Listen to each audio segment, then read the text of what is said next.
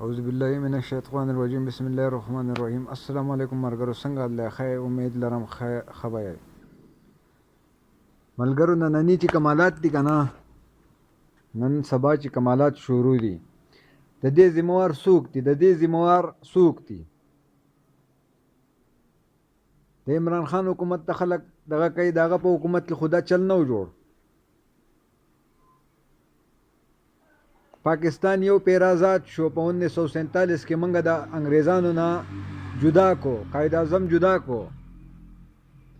نن بیا تاسو د خلکو د شوبازیانو د خلکو دا بیا د انګریزانو په لاس کې ورکو. اوس په دوباره به جوړول غواړي پاکستان. نو د هغې دپاره قائد اعظم ثاني راوتی دی. عمران خان قائد اعظم ثاني دی. دویم نمبر قائد اعظم چې دی هغه عمران خان دی. اوس راوځئ د خدای دپاره او د عمران خان سره ودرېږئ، د ده سره ودرېږئ چې ملک په صحیح سمت بیا روان شي. که نه قسم په خدای د ملک نه د 1971 حالات راته ښکاري، د 1971 هغه حالات. ملک دوه ټوکړې کېږي. یورې دا د 1971 هغه حالات جوړ شوي دي او په قصې جوړ کړلی دی حکومت دی د دې کارندهو دا کم چې دي.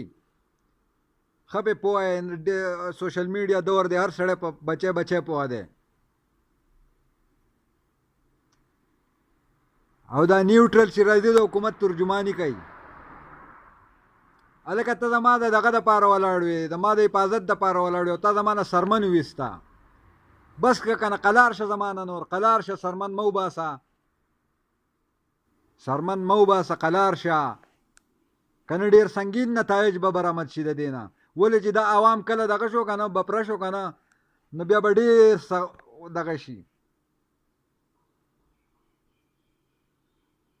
ملک د دې عوامو په سر جوړ دی. د عوامو خو لږ خیال وساتئ که نه، د عوامو د جذباتو خو لږ خیال وساتئ. دغه وینا مې وه، ویډیو د چا خوښه شوي شیر یې کوي، لایک یې کوي چې دې ټولو غدارانو ته ورسي.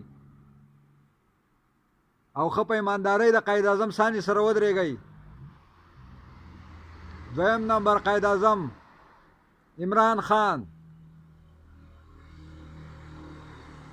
چې نن راوتی دی. دویم پاکستان وایي چې نوی پاکستان جوړوم. هغه نوی پاکستان مطلب څه؟ چې موږ د قائد اعظم په خبره باندې عمل وکړو. دویم پاکستان هغه هغې ته وي، نوی پاکستان یې هغې ته وي چې زه هغه پاکستان جوړول غواړم چې کم قائد اعظم ویلی و. هغه نه غواړم چې کم بټو دی د کم د نواز شریف دغه و،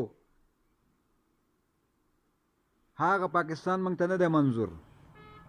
موږ ته د قائد اعظم هغه پاکستان منظور و. تاسو ولې په دوباره خرڅ کو؟